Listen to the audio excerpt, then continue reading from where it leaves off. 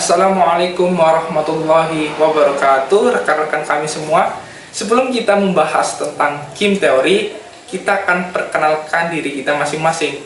Perkenalkan, nama saya Reza Dimas Setiawan dengan NIM C1A 020082. Ya, Akmal Hidayat dengan NIM akhir 076. Perkenalkan, nama saya Fazal Lainli Febriana dengan NIM akhir 083. Perkenalkan, saya Putri Lintang Cahya dengan NIM akhir 74. Saya Selanausi dengan NIM akhir 073. Perkenalkan, nama saya Rayanita Rahman dengan NIM akhir 075. Perkenalkan, nama saya Putri Lestari dengan NIM 072. Baik, itu perkenalan dari kita semua. Selanjutnya kita akan mulai membahas tentang game teori. Kalian tahu tentang film Squid Game? Film Squid Game itu merupakan analogi kapitalisme yang relate dengan zaman sekarang ini. Pemainnya dibuat seolah-olah harus bersaing untuk mengikuti aturan si kapitalis. Hati-hati dengan paradigma si kapitalis yang sudah mendominasi peradaban saat ini.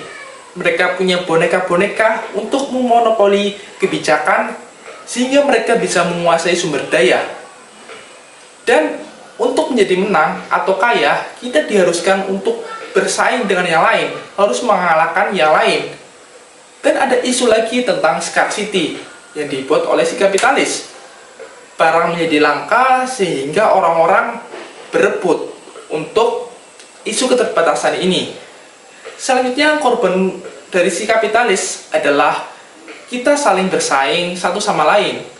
Kita banting harga, kita promosi, karena promosi akan menjadi rebutan pembeli karena permainan scarcity oleh si kapitalis. Inilah yang menjadikan kita akan membahas game teori. Game teori merupakan cabang ilmu matematika yang mengkaji interaksi pelaku ekonomi, di mana hasil interaksi ini tergantung atas kepentingan masing-masing pelaku ekonomi tersebut. Mass equilibrium dikemukakan oleh seorang ahli matematika asal Amerika Serikat yaitu John Frobenius pada tahun 1950. Mass equilibrium adalah konsep game teori yang menentukan solusi optimal dalam permainan non-kooperatif di mana setiap pemain tidak memiliki insentif untuk mengubah strategi awalnya. Mass equilibrium adalah konsep solusi dari sebuah permainan yang melibatkan dua pemain atau lebih, di mana setiap pemain diasumsikan mengetahui strategi keseimbangan pemain lain dan tidak ada pemain yang mendapatkan keuntungan hanya dengan merubah strateginya sendiri secara sepihak. Misalnya, perusahaan A dan perusahaan B berada dalam mass equilibrium apabila perusahaan A membuat keputusan terbaik yang dia bisa dengan mempertimbangkan keputusan perusahaan B, dan perusahaan B membuat keputusan terbaik yang dia bisa dengan mempertimbangkan keputusan perusahaan A. Demikian pula apabila sekelompok pemain berada dalam mass equilibrium jika masing-masing membuat keputusan terbaik yang dia bisa dengan mempertimbangkan keputusan orang lain.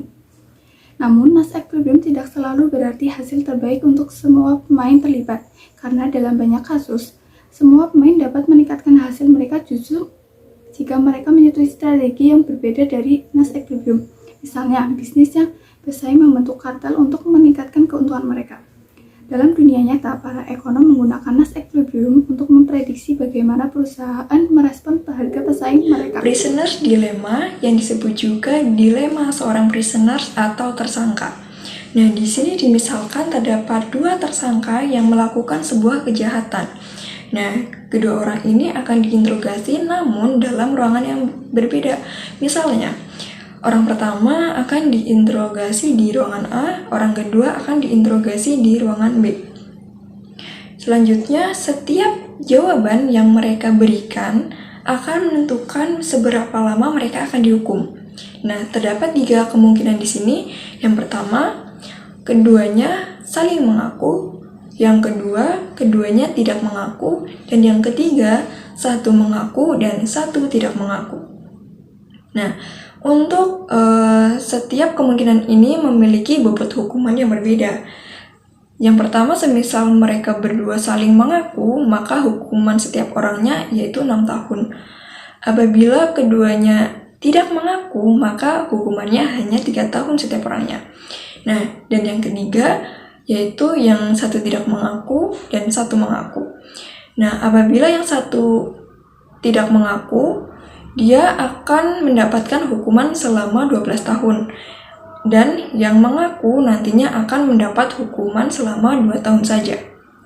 Nah, dengan melihat presentasi seperti itu, maka bisa diketahui untuk win to win, maka kedua orang itu harus saling tidak mengaku agar keduanya hanya dihukum selama 3 tahun saja. Namun tidak dapat dilakukan karena dalam interogasi ini dilakukan dalam ruangan yang terpisah, seperti itu. Nah, di dalam persaingan bisnis, terdapat istilah Nash Equilibrium yang sudah dijelaskan sebelumnya. Nah, dalam penerapan di kasus ini bisa dengan cara berikut. Nah, Nash Equilibrium itu kan menentukan solusi terbaik seperti itu.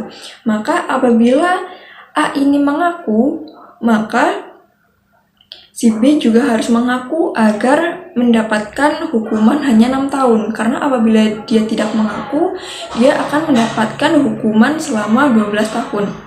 Yang kedua, apabila si A ini tidak mengaku, maka si B itu harus mengaku agar si B ini mendapatkan hukuman selama 2 tahun saja, dan si A yang mendapatkan hukuman selama 12 tahun. Dan selanjutnya apabila si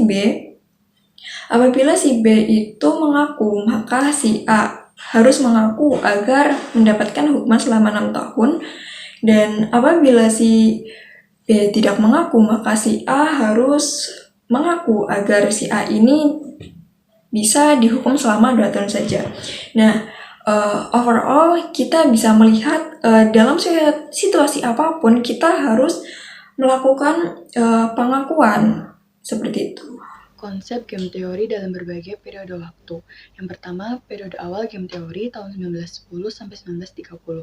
Konsep pertama dari game teori pada periode ini adalah strictly competitive game atau lebih dikenal dengan nama zero sum games.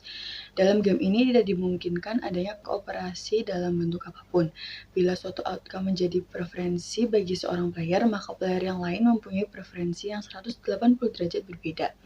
Konsep dasar dari strategi seorang player didefinisikan sebagai rencana lengkap untuk seorang player bermain dalam sebuah game, sebagai fungsi dari apa yang diobservasi selama permainan pemain lawan, dan peluang munculnya kemungkinan dalam mempengaruhi game. Yang kedua, periode 2 konsep game teori tahun 1930 sampai 1950. Konsep game teori yang sumbangannya dianggap cemerlang pada periode ini adalah publikasi tahun 1944 dari John van Neumann dan Oscar Morgenstern berupa buku teori Games and Economic Behavior. Pada periode kedua ini lahir pula konsep tentang utility atau payoff yang dapat ditransferkan antar player dalam sebuah game, terutama kooperatif game. Pada periode berikutnya, konsep ini berkembang lanjut menjadi non-transferable utility yang banyak dibahas dan dianalisa dalam karya Aumann dan Schelling. Yang ketiga, periode 3 konsep game teori. Pada periode ini merupakan jangka waktu yang sangat berarti bagi pengembangan disiplin game teori. John Nash meletakkan dasar yang kuat untuk teori umum non-kooperatif dan teori kooperatif bergaining pada periode ini. Lalu yang keempat, periode keempat konsep game teori tahun 1980 sampai 1990. Pada dekade tahun 1980, penerapan game teori yang tadinya hanya dilakukan pada ilmu-ilmu sosial didobrak oleh satu fenomena yang penting dengan adanya aplikasi game teori, terutama konsep strategi equilibrium dalam bidang ilmu eksakta, yaitu biologi. John Maynard Smith menggunakan konsep evolutionary stable set dalam masalah biologi, yang kemudian diteruskan oleh Axelrod, yang menerangkan bagaimana suatu hewan secara akurat dijelaskan perilakunya dalam melindungi anak-anaknya atau bahkan dirinya sendiri dari serangan para hewan predator melalui tit for tat game. Pada periode ini pula konsep-konsep seperti bounded rationality dikembangkan. Hal ini diakibatkan fakta bahwa game teori terutama aplikasinya dalam bidang ilmu ekonomi terlalu banyak mengasumsikan rationality dari. Berikutnya saya akan menjelaskan studi kasus mengenai game teori pada strategi bersaing antara Alfamart dan Indomaret di kota Kebumen. Berdasarkan studi brand Top 50 Most Valuable Indonesian Brand dalam konten.co.id di tahun 2018, usaha jenis retail Indomaret dan Alfamart menjadi bagian merek yang paling dikenal domestik dengan performa baik dan pertumbuhan total value dari merek retail yang tumbuh sekitar 8% yaitu menjadi 2,9 miliar US dollar.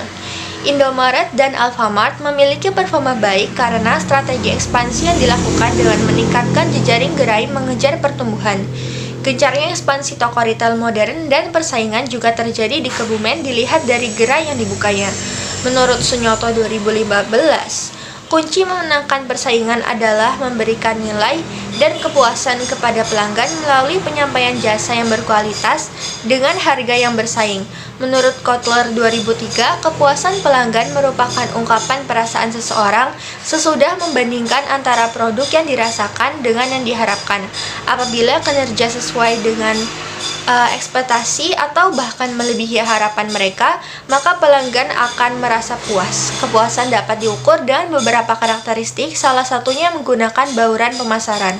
Harapan strategi 7P yaitu Product, Price, Promotion, Place, People, Physical Evidence, dan proses yang diterapkan Alfamart dan Indomaret menjadi acuan perusahaan bagaimana strategi yang tepat digunakan agar pelanggan puas terhadap layanan yang diberikan.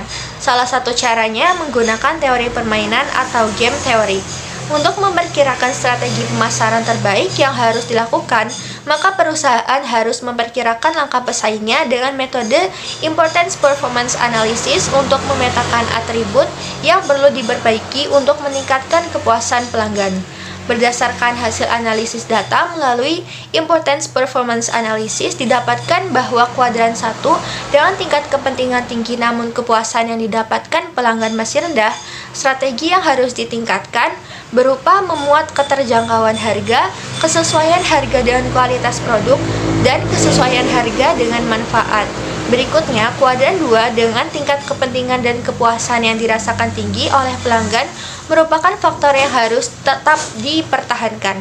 Memuat produk yang lengkap jenisnya, produk yang ditawarkan sesuai dengan standar karena telah lolos uji BPOM, produk yang beragam mereknya sesuai dengan kebutuhan pelanggan, poin untuk member, keragaman media untuk promosi, diskon atau obral, akses yang mudah dijangkau, ketersediaan tempat parkir, lokasi dekat dengan tempat beraktivitas, pelayanan yang dilakukan karyawan ramah, sopan, cepat tanggap, dan akurat, menempatkan barang yang mudah dicari, pencahayaan dan sirkulasi udara yang baik, proses pelayanan yang cepat, dan ketersediaan fasilitas debit card. Berdasarkan hasil yang telah diuji, strategi promosi Alfamart melalui game teori menunjukkan bahwa nilai strategi pemasaran pada Alfamart dengan strategi promotion atau promosi jauh lebih besar jika dibandingkan dengan strategi pemasaran yang ditawarkan oleh Indomaret dengan strategi produk atau produk. Demikian studi kasus dari game teori. Kesimpulan, game teori menyodorkan metodologi yang butuh untuk dipertimbangkan dalam proses pengembangan strategi. Game teori mengasumsikan bahwa pemain bertindak secara rasional dan berdasarkan kepentingan mereka sendiri. Kedua, game teori mengasumsikan pemain bertindak secara strategi dan mempertimbangkan respon pemain lain dalam tindakan mereka. Namun, pengalaman juga menunjukkan bahwa tidak semua pemain akan berpikir dalam konteks strategi tersebut. Game teori ini sangat efektif ketika manajer memahami payoffs positif dan negatif atas tindakan mereka. Namun dalam realita, kebanyakan pemain tidak memiliki pengetahuan akan hal ini. Game teori yang dibangun dengan tepat mampu mereduksi risiko atas tindakan yang diambil dalam proses pengambilan keputusan. Dengan menggunakan game teori, maka diharapkan akan menghasilkan wacana yang berharga, meningkatkan keselarasan antara keputusan dan memaksimalkan utilitas strategi. Dengan demikian, akan mampu memperjelas pemikiran yang ada dalam setiap proses interaksi pengambilan keputusan. Game teori adalah teknik yang bisa dipergunakan untuk menganalisis problem strategi dalam beragam lingkungan yang berbeda. Aplikasi dari game teori tidak hanya terbatas pada suatu disiplin ilmu tunggal seperti ekonomi atau bisnis, namun juga dalam bidang keilmuan lain. Baik semua, itu mungkin yang bisa kami sampaikan atas materi game teori. Semoga ada manfaatnya. Bila ada kekurangan ataupun kesalahan, kami mohon maaf. Wassalamualaikum warahmatullahi wabarakatuh.